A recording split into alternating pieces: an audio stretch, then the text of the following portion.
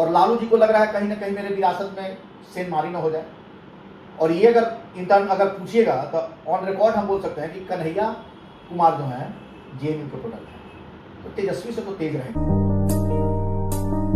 नमस्कार, मैं रोहित, आप देख रहे हैं बिहारी को। देखिए, बिहार में चुनाव बहुत करीब है और विभिन्न दल अपने अपने गतिविधि में लग गए हैं, यानी हलचल तेज है बिहार में। बिहार चुनाव को लेकर सबको निगाहें लगी हुई है।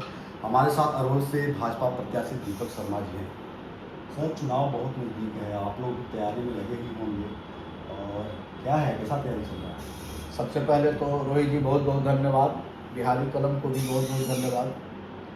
और सच्चाई है कि चुनाव की समय तो आ ही गया है, और आप जैसा जानते हैं कि बीजेपी में हम लोग या तो चुनाव जीतते हैं या सीखते हैं। तो मेरा पूरा 5 साल सीखने में मिला है। यह एक अच्छा मौका मिला कि पहले हमको सीखने का मौका मिला। तो man learns new chapter every day, तो हम प्रतिदिन कुछ सीखे। अब 5वां साल आ गया है फिर परीक्षा देने का। एनडीए की अगर बात करें तो जदयू, भाजपा, चिराग पासवान, रामान जी, अब सब लोग तो हैं ही, लेकिन नीतीश कुमार को लेकर चर्चा काफ़ी तेज है। जो एक्टिविटी उनका हो रहा है उस पर क्या कहेंगे आप लोग? कहीं प्रभाव नहीं पड़ेगा उस पर? देखिए, नीतीश जी ऐसे नहीं, सर्वमान्य हम लोग के नेता हैं, और आप भी बिहार से और रहने वाले हैं, तो एक बात तो जानते हैं कि नीतीश जी आज 20 साल उनका कंप्लीट होने जा रहा है, और काम तो किए हैं। इसमें आप भी नहीं डिनाई कर सकते हैं, पूरे प्रदेश की जनता भी डिनाई नहीं कर सकती है कि जो लालू यादव का जंगल राज से निकाल करके सुशासन की सरकार स्थापित करने में नीतीश जी का ही पूरा का पूरा योगदान रहा है। तो नीतीश जी पर ठीक है, अब नीतीश जी के बारे में लोग कुछ गॉसिप करते हैं, विपक्ष वाले तरह तरह की बात करते हैं। तेजस्वी जी तो कह रहे हैं कि जंगल राज लोग बोलते हैं मेरे पिताजी के बारे में, कार्यकाल को, लेकिन अभी हत्या ज़्यादा हो रहा है, अभी चल रहा है जंगल राज। देखिए, ये जंगल राज तो अब हम लोग भी बच्चा थे उस समय। हमें याद है कि अरवल में मेहंदिया से बम्बई मेरा गांव है, 3 किलोमीटर पड़ता है।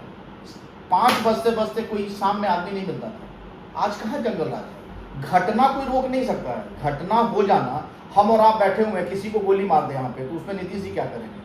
घटना का डिटेक्ट हो जाना कि कौन एक्यूज्ड है, उसको कहते हैं सुशासन। नहीं, लॉ एंड ऑर्डर पे प्रश्न उठा रहे हैं तेजस्वी यादव के, प्रशासन में कुछ करने। अच्छा, एक बात बताइए, उनको कोई हक बनता है? जो आदमी का पैदा ही हुआ, जिसका परिवरिशी गलत हुआ है, तेजस्वी जी का परिवरिशी जंगल राज में हुआ, जिनके माता पिता के समय में अपहरण होता था। हमें याद है कि डॉक्टर का गाड़ी चोरी होता था और गाड़ी रहती थी सीएम हाउस में, एक करने मार्ग में। वो दिन कैसे भूल गए हम लोग? आज कोई ये तो नहीं कर सकता है कि नीतीश जी के यहाँ कोई अगर कोई गलत किया और नीतीश जी या हमारी सरकार, एनडीए की सरकार बचाने का काम तो नहीं किया। तो घटना घटना ये एक अलग सर्कमस्टांसेस है, उस पर अनुसंधान हो जाना और सही तरह से पालन हो जाना आज के डेट में वही है। ऐसे भी नीतीश जी एक बात बोलते हैं ना कि ना हम किसी को बचाते हैं ना हम किसी को फंसाते हैं। ये तो मुख्यमंत्री जी का कहना है, तो फिर आप कैसे कह रहे हैं जंगल? अब तो उन लोग चिल्लाना है, चिल्लाते रहें। खैर, तो बात हो गई, लेकिन चुनाव में पहले आप लड़ाई एनडीए बना महागठबंधन का था जी, अब प्रशांत किशोर आ गए हैं, क्या लग रहा है किसको क्षति होगा कहीं? देखिए, प्रशांत किशोर की जो आप बात कर रहे हैं, तो आपको ही पता हुआ कि अभी कुछ दिन पहले एक सेमीफाइनल हो चुका है, बाई इलेक्शन हुआ, और बाई इलेक्शन में हम खुद तरारी में पूरा का पूरा समय हमारा तरारी बीता। कहीं भी हम वहाँ पे जब भी घूमने को मौका मिला तो कोई लोग बताए नहीं कि भाई प्रशांत किशोर का कोई बहुत अहमियत नहीं रहा, और ओवरऑल जो रिजल्ट आया उसमें प्रशांत किशोर का क्या अहमियत है? हम लोग चारों का चारों सीट जीत गए। आज इस पे सवाल उठा रहे हैं कि बीजेपी की बी टीम है प्रशांत किशोर। बी टीम कैसे होगी? बी टीम होती तो फिर हम लोग जहाँ पे बीजेपी खड़ा होती वहाँ नहीं खड़ा होते। ये तो विपक्ष कुछ भी बोले, अब तेजस्वी जी अब कुछ भी बोले, ये उनकी मर्जी, लेकिन बी टीम कहाँ से होगी? हर जगह डैमेज देना तो चाहिए, लेकिन चूंकि पब्लिक जो है ना आज के डेट में, देखिए आप लोगों के माध्यम से, आज सोशल मीडिया का जमाना है, सारे लोग मतलब जो समाज के सबसे पिछले पायदान पे भी बैठे हैं ना, उनको भी सब पता है कि क्या हो रहा है। हर घटना से वाकिफ है लोग, मतलब टाइम टू टाइम, मतलब अगर उसको कहे ना कि मिनट टू मिनट लोग जो है सो वाकिफ है। आप लोग नीतीश कुमार के साथ हैं, निशांत कुमार को लेकर बहुत चर्चा है, क्या लग रहा है अंदर कुछ निशांत कुमार को लेकर? देखिए, ये तो पार्टी तय करती है ना, ये हम लोग तो कार्य करता है। आप जानते हैं कि भाजपा में एक अनुशासन शुरू से रहा है और हम लोग अनुशासित सिपाही होने के नाते हम लोग उस पर तो कुछ चर्चा कर नहीं सकते हैं। पार्टी क्या डिसाइड करेगी, ये पार्टी के बड़े लोग हैं, बड़े नेता हमारे लोग बैठे हैं, वो लोग डिसाइड करेंगे। महागठबंधन की अगर बात करें तो हलचल है, कन्हैया कुमार यात्रा में है, आरजेडी पे दबाव बन रहा है, उधर अखिलेश प्रसाद सिंह कांग्रेस के अध्यक्ष थे, उनको भी हटा दिया गया। क्या लग रहा है महागठबंधन आप लोग के सामने टिकेगा या फिर? देखिए महागठबंधन तो कभी नहीं टिकेगा। महागठबंधन तो देखिए बीच में एक ब्रेक तो उसका बड़ा ब्रेक हुआ, दरार हुआ, और आते आते हमको लगता है कि कांग्रेस जो तकरार कर रहे हैं मतलब आरजेडी से, राष्ट्रीय जनता दल से, तो ये होना है क्योंकि देखिए स्वार्थ है ना। एनडीए में तो ये स्वाभाविक गठबंधन है, नीतीश याद से तो है नहीं, वाजपेयी जी के समय से है। बीच में कभी वो गए लेकिन फिर वापस आए, इसलिए कि उन लोगों के साथ तो कभी उनका माइंडसेट हो ही नहीं सकता है। कन्हैया कुमार को लेकर क्या कहना चाहेंगे? यात्रा कांग्रेस आ रही है कि दबाव बनाया जाएगा, आरजेडी नहीं मानती है सीटों को लेकर, तो ये तो कन्हैया कुमार को अब ये वो जाने, कांग्रेस वाले लोग जाने किस हिसाब से वो ला रहे हैं, क्या सोच के लाए हैं। प्रभाव तो आप लोग को भी पड़ेगा ना कन्हैया कुमार आए। प्रभाव क्या पड़ेगा? कन्हैया कुमार तो पहले ऐसा नहीं तो लड़े हैं चुनाव ना बेगूसराय से, हम भी बेगूसराय में उस समय थे चुनाव में, क्या प्रभाव किए हमारे मन गिरिराज सिंह जीते कि नहीं? वोट तो आता है। वोट, अच्छा एक बात बताइए, कोई भी लड़ेगा तो वोट तो आता है ना। हम भी चुनाव लड़े, जो डम्मी कैंडिडेट था उसका भी कुछ न कुछ वोट आया। इंटरनली ऐसा चर्चा था कि तेजस्वी यादव विरोध में थे उस समय, इसलिए चुनाव हारे। नहीं, तेजस्वी यादव विरोध में, देखिए ये होड़ लगा हुआ है महागठबंधन में कि भाई लालू जी अपना एक विरासत छोड़ दिए और लालू जी को लग रहा है कहीं ना कहीं मेरे विरासत में सेंधमारी न हो जाए। और ये अगर इंटर्न अगर पूछिएगा तो ऑन रिकॉर्ड हम बोल सकते हैं कि कन्हैया कुमार जो हैं जेएनयू के प्रोडक्ट हैं, तो तेजस्वी से तो तेज रहेंगे। तो ये भाजपा को नहीं सोचना है, ये तेजस्वी को डर है। तेजस्वी जी को डर रहेगा ही रहेगा। तेजस्वी जी तो उनका तो डर नहीं, महा डर है भाई। वो आदमी तेज तरार है, पढ़ा लिखा है, राजनीति बहुत दिनों से कर रहा है, बैकग्राउंड ऐसा तो नहीं कि वो किसी बैकग्राउंड से लेकर के आया, वो खुद अपने बलबूते राजनीति कन्हैया कुमार कर रहे हैं। आप इस बात को भी मान रहे हैं कि कांग्रेस तेज तरार लोगों को पीछे पहले से की हुई थी, अब आगे कर रही है? ये कांग्रेस वाले लोग, देखिए कांग्रेस तो अपना, उनकी पार्टी है, उनके लोग हैं, वो क्या कर रहे हैं उनका अपना सोच होगा। उनकी पार्टी के बारे में हम आपको क्या बता सकते हैं, बता नहीं सकते। चुनाव को लेकर आप आश्वस्त हैं कि एकदम सीट निकलने वाला है इस बार? देखिए इस बार जो चुनाव की जो तैयारी हुई है और जो वहाँ की जनता है, अरवल की जनता, आपको भी ये बात हम बड़े ही जिम्मेवारी पूर्वक कह सकते हैं कि इस बार अरवल की जनता ठगी महसूस कर रही है। आप अपने स्तर से भी पता करेंगे तो उन लोगों को समझ में आया। देखिए किसी के बारे में अगर आप र्यूमर फैलाते हैं और आप जानते हैं कि माले जो है ना, ये लेफ्टिस्ट वाले लोग कहते हैं क्या कि भाई हम गरीबों के मसीहा हैं, हम गरीबों के लिए काम करते हैं। और वो काम क्या किए पूरे 5 साल? या तो गरीबों के लिए वो जो भी लैंड रहा डिस्प्यूटेड उस पर झंडा गाड़े। लाल सलाम जो है ना, वो लाल का खाली काम वो खून खराबा का करते हैं। तो वो जितने डिस्प्यूटेड जमीन अरवल में था, या हमारे जो भी ये लोग जो जीत करके आए, जहाँ भी घोसी में भी वही हाल हो रहा है, तो ये लोग खून खराबा का ही काम करने का प्रयास किए। लेकिन चूंकि जनता समझदार है, जनता को एहसास हो रहा है कि हमसे बहुत बड़ा गलती हुई है, क्योंकि ये गरीबों के मसीहा दिखा करके कि हम गरीबों के शुभचिंतक हैं। और आज भला किसका हुआ?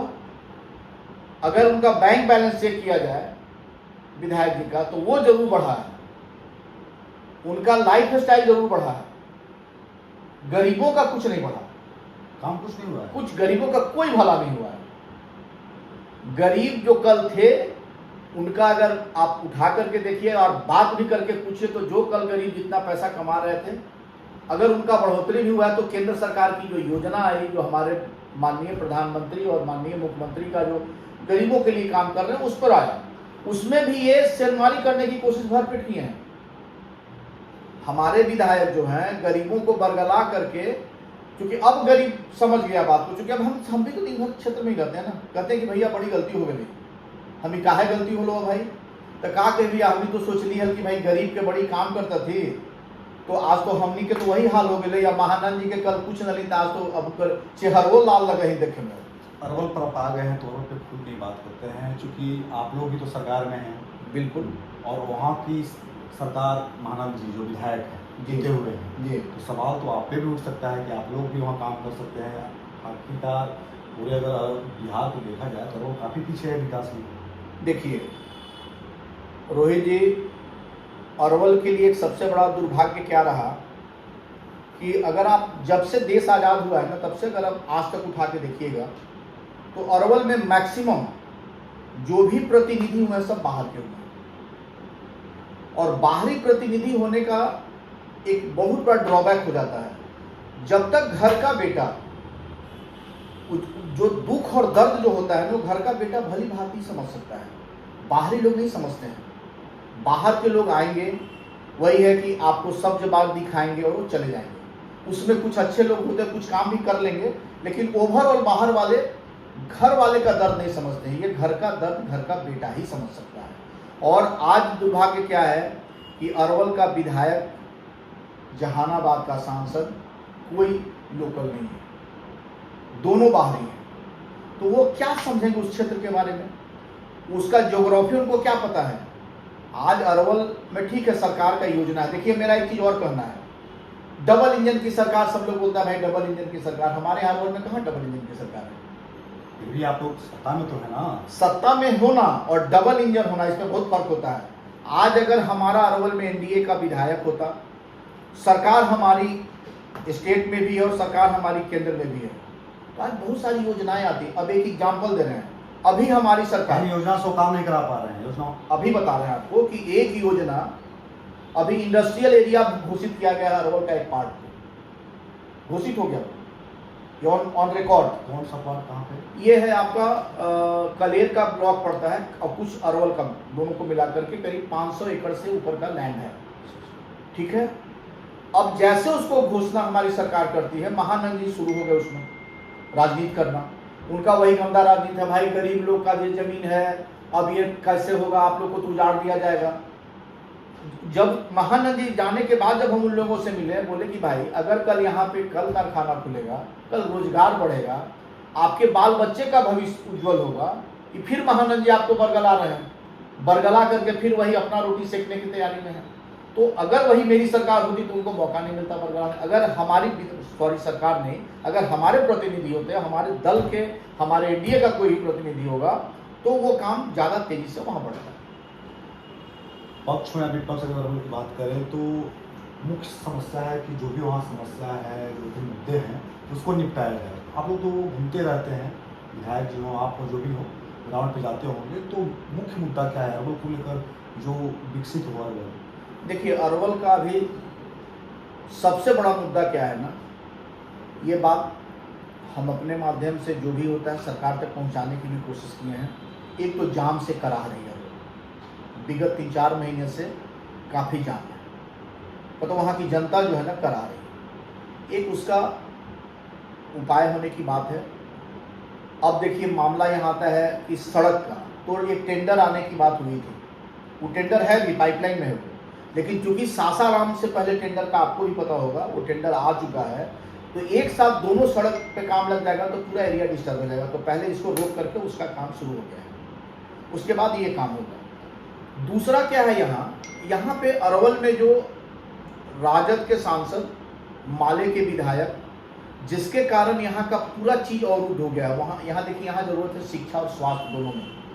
ऐसी बात नहीं है, ये हम अपने मंत्री, स्वास्थ्य मंत्री को भी बोले हैं कि भाई यहाँ थोड़ा और काम करने की जरूरत है। ये बात बड़े ही जिम्मेवारी पूर्वक इस बात को हम कहते हैं कि यहाँ स्वास्थ्य में भी काम करने की जरूरत है और शिक्षा में। क्योंकि देखिए वहाँ क्या है ना कि जब शिक्षा हो जाए, जब हमारा जनरेशन पढ़ा लिखा हो जाएगा ना, तो उसको ये समझ में होगा कि इसे हम कैसे प्रतिनिधि को चुनें। वार्ड से लेकर के सांसद तक चुनने में कहीं फिर वो जात, मजहब, पंथ का भेदभाव नहीं होगा, जब अगला व्यक्ति जो जनता पढ़ी लिखी हो। तो ये थोड़ा जरूरी है हम लोग के लिए। अरवल किसान आंदोलन में बहुत बड़ी भूमिका में रहा है। स्वामी सदानंद सरस्वती के समय से ही आपको याद दिलाना चाहेंगे, हमीदनगर पुरपुल परियोजना को लेकर एक नहर गुजर रही है, इसमें का आंदोलन चल रहा है, इस पर आप कैसे नजर करते हैं? देखिए हमीदनगर बांध को बहुत अच्छी तरह देख भी रहे, जान भी रहे, उसमें काम भी मैक्सिमम हो चुका है। एक्चुअली वो जो जिस दिन हमीदनगर बांध, जिस समय पहली सरकार जब 2005 में जब हमारे माननीय मुख्यमंत्री जब वोट लिए थे, घोसी में जाकर के 2 योजना दी थी, उसमें हमीद नगर बांध भी था, आपको याद होगा।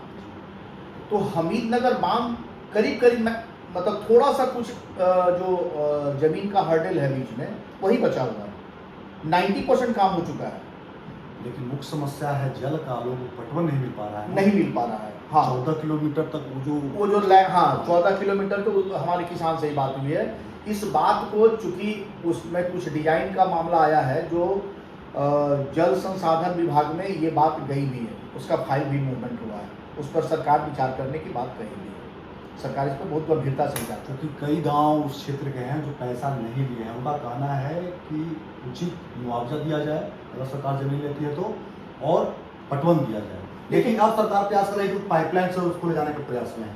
देखिए पाइपलाइन से नहीं, अभी तो प्रपोजल गया हुआ है और सरकार इस पर बड़ी गंभीर से भी, देखिए एक चीज़ तो मानिए कि किसान के प्रति नीतीश जी भी हों या हमारे माननीय प्रधानमंत्री, किसान के प्रति बहुत ही संजीदगी से बातचीत को रखे भी और उसके लिए लगातार प्रयासरत भी। चूँकि हम किसान मोर्चा में हम खुद काम किए, हम प्रदेश के उपाध्यक्ष भी रहे किसान मोर्चा में, और हम किसान मोर्चा में प्रदेश के महामंत्री भी रहे, और किसान के बेटा भी हैं। तो किसान के बारे में देखिए वो दर्द हमको समझ में आता है कि जब हम लोग इंजीनियरिंग कॉलेज में पढ़ते थे और बनिया पैसा नहीं भेजता था दादाजी को, तो दादाजी चिट्ठी लिखते थे कि बेटा अभी पैसा नहीं आया है तो थोड़ा कुछ दिन कष्ट कर लो, जब बनिया से पैसा आ जाएगा तो पैसा भेजेंगे। तो वो चीज़ हम लोग भी समझते हैं और सरकार के पास इस बात को रखकर सरकार भी इसको संजीदगी से लेती है। दीपक जी, अरवल से हम भी हैं, तो एक प्रश्न मेरे अंदर ही रहता है व्यक्तिगत रूप से। हर जिला में रेलवे टच करती है, लेकिन अरवल में इसका लाभ नहीं मिल पा रहा है, सुविधा नहीं मिल पा रहा है, तो इसको लेकर के आप लोग कभी कुछ सोचेंगे? नहीं, देखिए रेलवे में बात आप जो कहे, रेलवे का ऑलरेडी ये अरुण कुमार ही इस बात को ले गए थे, जब सांसद जहानाबाद थे उसको उठाए भी पार्लियामेंट में, चर्चा हुई थी, लेकिन उसको नहीं, काम भी बढ़ा है, काम बढ़ा है। एक्चुअली इसमें क्या है ना कि देखिए अब सरकार इस पर कुछ फंड आया है जो हमको एग्जैक्ट आपको इस पर हम नहीं बता सकते, लेकिन लोग इस पे ये औरंगाबाद सांसद, जो पूर्व सांसद जो माननीय सुशील बाबू भी इस पर ये बात किए हैं, और ये हमें लगता है कि इस पर काम तो होगा। अब फंड का जो अलॉटमेंट है ये सरकार की बात है, इतना बहुत ऑफिशियली उनको जानकारी भी नहीं है, लेकिन ये बात हम लोग भी जब भी मौका मिला है बड़े नेताओं से मिलने का, तो कहे कि भाई रेलवे लाइन तो होना चाहिए, लाइफ लाइन एक हो जाए, ताकि उससे लोगों को राजधानी आने जाने में सुविधा मिले। हालांकि एक बात और है कि देखिए समय तो ऐसे सड़क से भी कम हो गया। एक जमाना था जब पूरे दिन भर हम लोग को लगता था पटना में, आज घंटे भर में हम लोग आते हैं। तो अब सड़क से अगर रेलवे पे आ जाएंगे तो फिर हम लोग घंटा से मिनट में आ जाएंगे। अगर संसदीय क्षेत्र की बात करें तो जहानाबाद के सांसद लोकसभा सत्र भी चल रहा है, लेकिन कुछ प्रश्न नहीं आ रहा है, कोई एक्टिविटी। ये बात कल ही हम लोग आपस में चर्चा कर रहे थे कि देखिए जहानाबाद यही कह रहे हैं कि घर का बेटा घर का दर्द समझता है। आज हमारा जहानाबाद के लिए भी और अरवल के लिए भी, ये बहुत बड़ा दुर्भाग्य, कुर्था के लिए भी सारे बाहरी लोग हैं प्रतिनिधि। हमारे प्रधानमंत्री कहते हैं ना कि वोकल लोकल फॉर वोकल, तो ये बहुत जरूरी है। अगर हम घर के बेटा हैं तो हमको पता है कि मेरे घर में नीमक तेल हल्दी में क्या कमी है।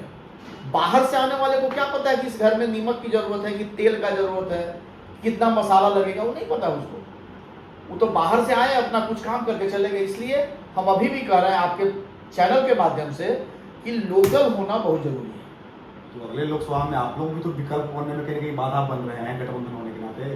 कहाँ विकल्प होने में बाधा बने, कहाँ बने हम लोग? चंद्रवंशी जी सांसद थे, लोग पसंद नहीं कर पाए। चंद्रवंशी जी सांसद थे, तो देखिए चंद्रवंशी जी के बारे में ऐसा तो नहीं कि उनको वोट नहीं मिला, चंद्रवंशी जी को भी लोग वोट किया। थोड़ी इसमें मामला दूसरा रहा कि भाई थोड़ा मतलब हमारे जो वरिष्ठ नेता लोग रहे, तो चंद्रवंशी जी को थोड़ा ये लोग था कि थोड़ा क्षेत्र में, देखिए आज ये चीज और हो गया है, लोग कहीं इसको मतलब जातीय रंग दे देता है, ऐसा तो रंग नहीं। देखिए आप कोई भी हो, किसी भी जात किसी भी पंथ मजहब से रहें, अगर आप क्षेत्र के प्रतिनिधित्व करने का मौका मिलता है तो आप जीत करके और 5 साल घर सो जाएगा तो नहीं चलेगा। आपको जनता देख रही है, जागरूक है आपको, और डे टू डे का रिपोर्ट और हर समय जनता का सवाल का जवाब, जनता के परेशानी का हल करने के लिए आपको क्षेत्र में रहना होगा, होमवर्क करना होगा। अब वो नहीं चलने वाला है कि आपको जिता करके हम विधानसभा भेज दें, लोकसभा भेज दें और 5वां साल आप दर्शन दीजिएगा।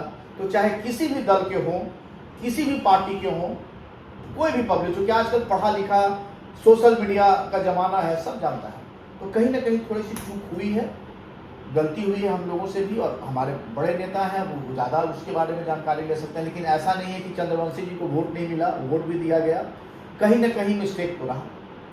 तो दीपक शर्मा जी भी अब तैयार हैं चुनाव को लेकर। अब देखना होगा कि चुनाव में इस वक्त मुद्दे क्या रहते हैं, क्या परिणाम होंगे। तब तक के लिए आप बिहारी क्लब पर बने रहिए। अगर फेसबुक पर देख रहे हैं तो फॉलो, इंस्टाग्राम पर भी फॉलो करें और यूट्यूब पे भी सब्सक्राइब करें। तब तक के लिए नमस्कार, थैंक यू।